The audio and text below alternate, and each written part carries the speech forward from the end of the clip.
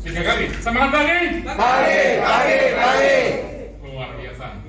Kita patut bersyukur pada Allah pada hari ini kita dipertemukan dalam keadaan kondisi sehat walafiat. Sedangkan mungkin ada saudara sakit, teman kita sakit, kita doakan mudah-mudahan segera diangkat penyakitnya. Amin.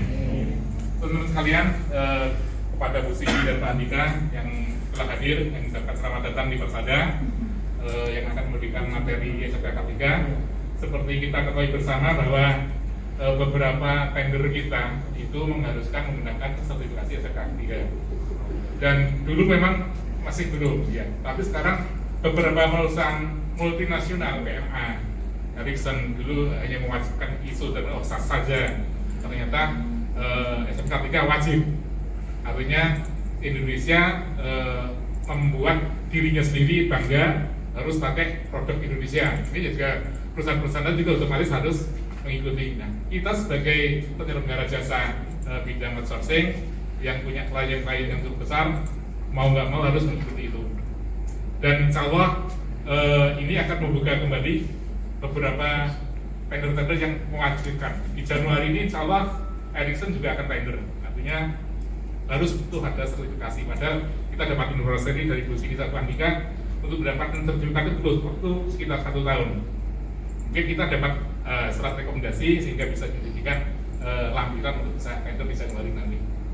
Dan di regional pun juga seperti itu, teman-teman kadang-kadang mengeluhkan, Pak kita nggak bisa ikut tender karena tidak ada sertifikasi SMK 3. Memang dulu nggak diperlukan, tapi sekarang menjadi sebuah kebutuhan. Nah untuk itu kita akan dengarkan nanti Pak Andika kesini menyampaikan beberapa hal, mudah-mudahan bisa menjadikan acuan kita di lapangannya. Dan berapa hari kita? 3 hari ya di sini nanti ya. 1 hari Satu hari saja ya. Selamat kali. Alhamdulillah. Tak kebayang kali. Baik, terima kasih. Selamat mengikuti agenda Pakriani. Assalamualaikum warahmatullahi wabarakatuh. Waalaikumsalam. Saya Pak Cindy, ya, kami dari Solutions akan membawakan materi terkait dengan SMK 3. Ya, karena tadi seperti yang dikatakan oleh Pak Cahyo ya, bahwa SMK 3 ini merupakan satu persyaratan penting di dalam beberapa tender. Dan kalau kita bicara tentang budaya safety, SMK 3 ini merupakan salah satu alat juga atau sarana untuk membangun budaya safety. Karena SMK 3 ini bukan hanya milik orang yang nanti akan membuat kelengkapan dokumen tender saja, tetapi di semua lini pun juga diharapkan bisa menerapkan SMK 3 ini di dalam proses sehari-hari di aktivitas perkantoran ya, atau aktivitas di lapangan ya. Bahkan kalau mau di rumah pun juga nggak apa-apa, kita bisa menerapkan SMK 3 karena ini merupakan satu sistem yang bagus juga ya, karena ini menjamin keselamatan dari manusia.